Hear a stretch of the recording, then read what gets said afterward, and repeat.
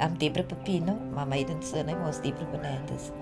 I come from one of the Fernandez family that originated from Kalk Bay, that had first fishing boats in Kalk Bay. My great-grandparents originated during the Spanish War, and they jumped ship and they came to this little bay in Kalk Bay. This is my family. This is the Fernandez family. That's my dad.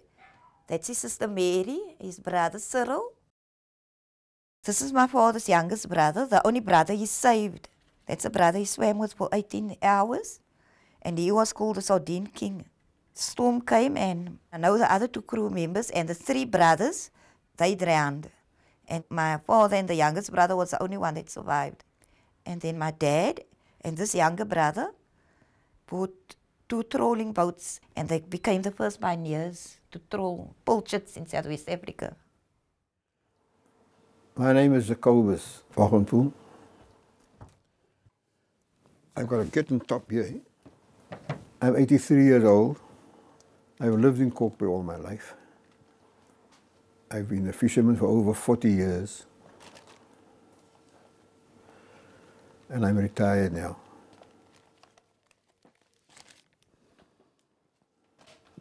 I actually worked in the post office for about 6 years as a telegram messenger boy. But the call of the sea, you know, was actually there for me all the time.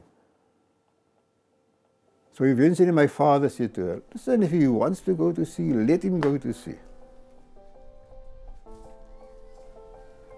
So I resigned at the post office and I went fishing.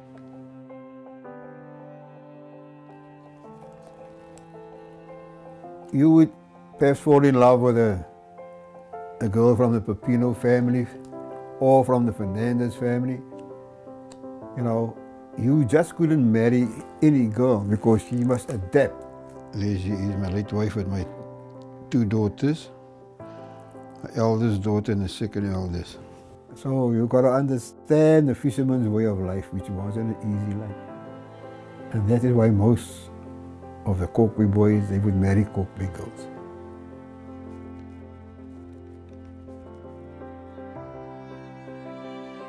It's like a little international little fishing village. Everybody's mixed around here because you got Germans, Filipinos, Portuguese.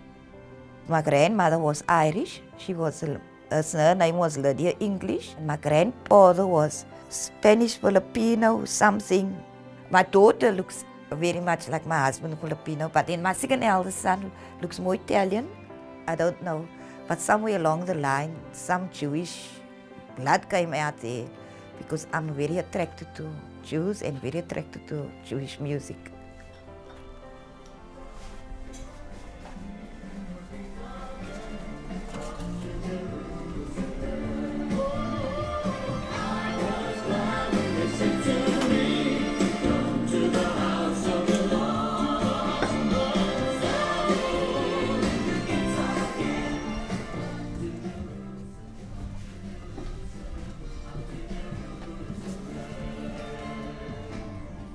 So we're in Windsor Road in Kalk Bay.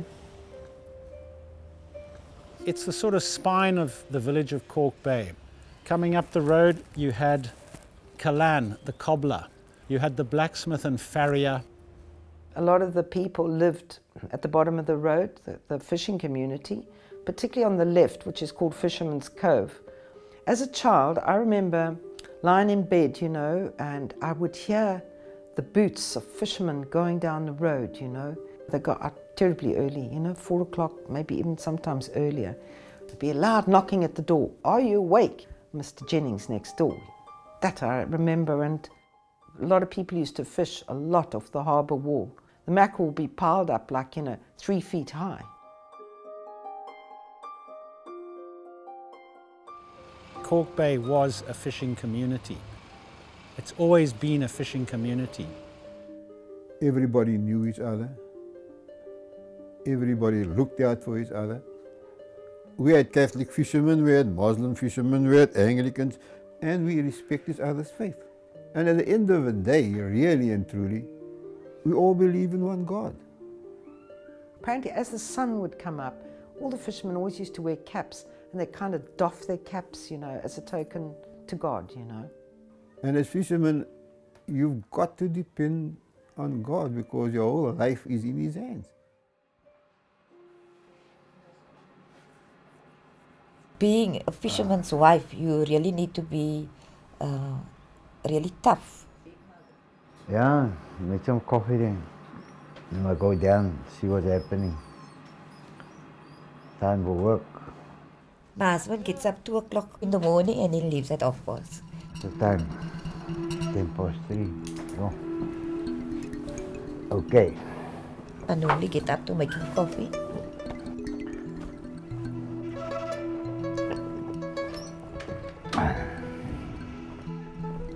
Oh. My husband will just go across the road and stare around the corner and there's the harbour. The harbour is like the main attraction of the little bay.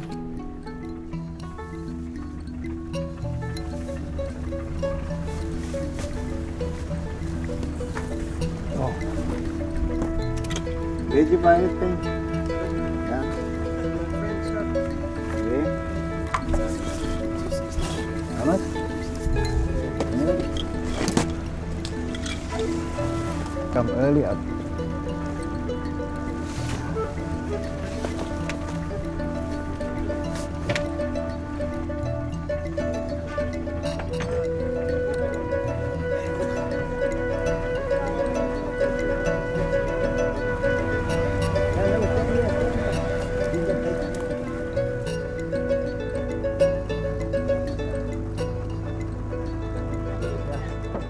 The skipper, then he had his crew, so off they would go 4 o'clock in the morning, catch as many fish as you can, each man for himself.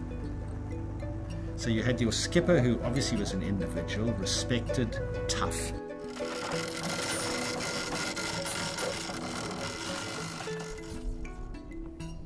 You followed his instructions to the letter because your life depended on it.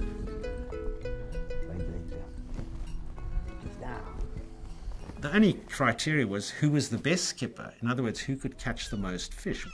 They had so much knowledge. They didn't need echo sounders and fish finders. They knew by the color of the water, the direction of the wind. In Kalk Bay, the fishermen have a very unique way of catching fish.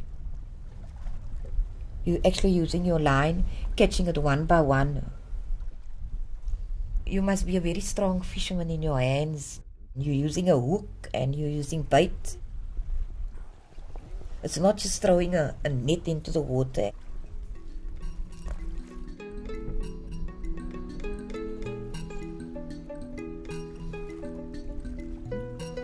So it's very, very unique in the way they catch fish. From 4 generations down, they did the same type of fishing. They've used the same kind of bait, and it's still here today. Take again. Take again, man. Not every fisherman that can go to sea and come home with a catch. It's very strange. Something's been inherited down. You can see it and you can feel it. It's like a blessing you inherit down the family line.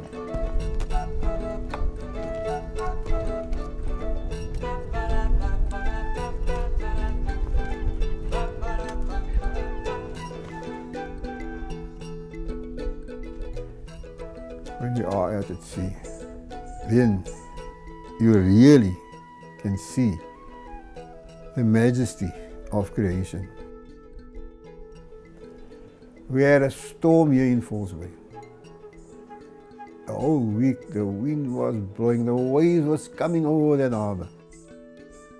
We had to pull the boats back from the harbour wall. And that day, when we had the blessing of the fleet, and we started praying and singing hymns, and then we could see how the wind subsided and the waves got smaller. And the following day we had a beautiful summer day here.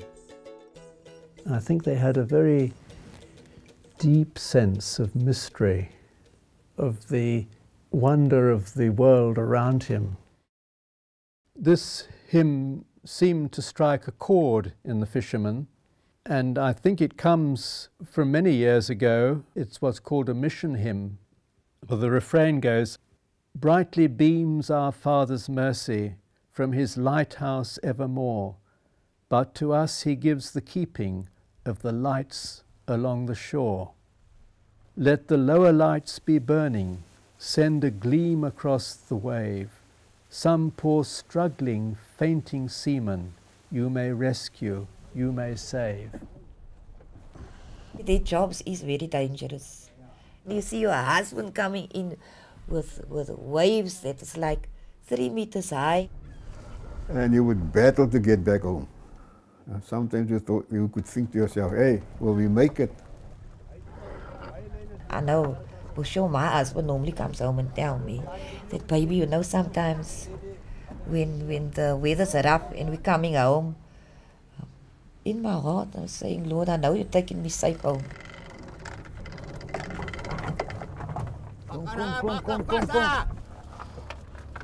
My husband always catches the most fish. He's become the best fisherman. He's not just one of the common fishermen.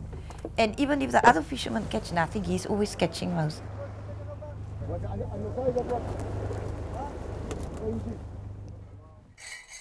In the afternoon, I normally go around the corner. I must watch the boats coming in.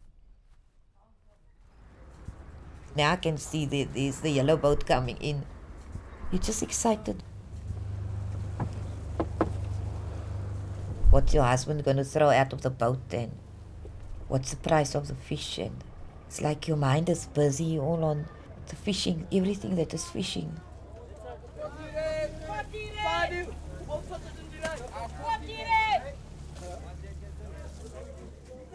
I know my husband is one of the best fishermen here in Kalk Bay. The best is always the best, so I know that my husband has got to be the best.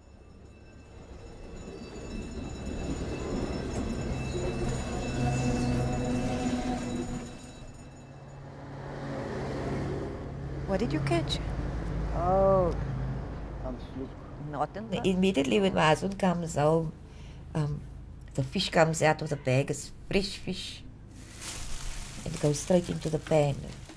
You normally make fish cakes, you normally make fish in olive oil with cream and veggies, and you use the snook, you use the yellowtail, you use the cob. I can name it, just about every kind of fish you can find in the ocean. No, I don't ever get sick of eating fish every day. Even if we have a doggy bag, we don't want it, we'll give that away because we want fish. It's fish in your blood. Well, I've been in this flat for 40 years. It's mostly the same families that has occupied these flats from day one are still here. But the future here in Kalk Bay for the fishing community looks very bleak. Former years they were battling to get this harbour for yachts. We fought that for many years to keep Kalk Bay harbour as a fishing harbour. But how long you can keep those big guys out, and Kalk Bay, you can see for yourself, has become really an area where tourists flocks to. They've got to move out of the tradition of becoming fishermen. The reality of the matter is that because of the decline of the fishing industry, because the marine resources have become depleted on the one hand, because the allocation of quotas have been mismanaged in many respects. Therefore, other avenues of economic empowerment needs to be found. This may include residential developments that you see, working harbours we see in the V&A waterfront. Whatever development needs to take place or does take place must include the traditional fishing communities.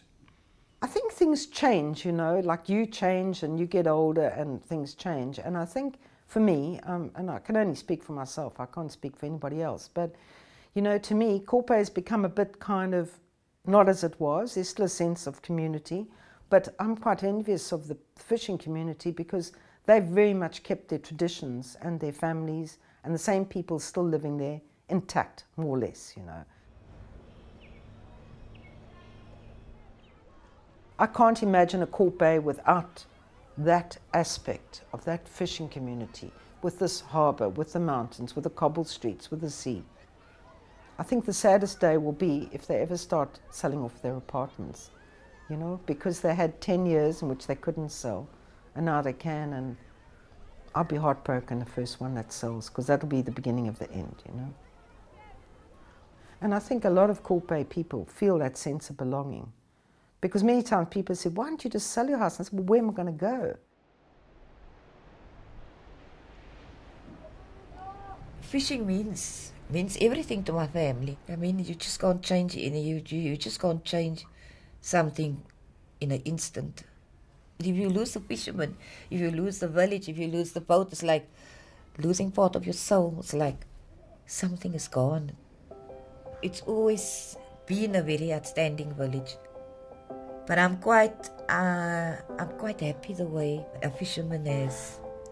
We still have handline fishing. It's like watching the boats, watching the seagulls in the morning, watching the whales. Things that you haven't seen elsewhere, you'll see in here. This is our dream, a lifestyle in Kalk Bay, living in this little fishing village.